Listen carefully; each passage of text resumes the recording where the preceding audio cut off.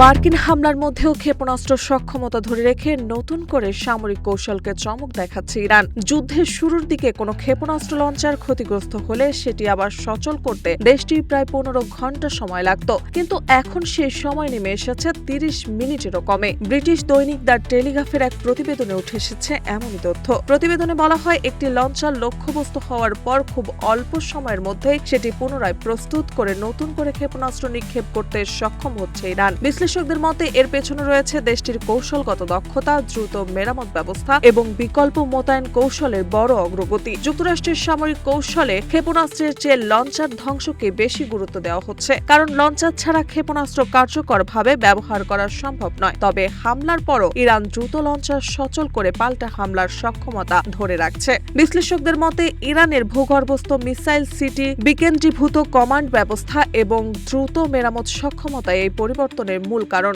ফলে যুদ্ধক্ষেত্রে ইরানের ক্ষেপণাস্ত্র নিক্ষেপের সক্ষমতা আগের তুলনায় আরও শক্তিশালী হয়ে উঠেছে, যা যুক্তরাষ্ট্র ও তার মিত্রদের জন্য নতুন সামরিক চ্যালেঞ্জ হিসেবে দেখা দিচ্ছে।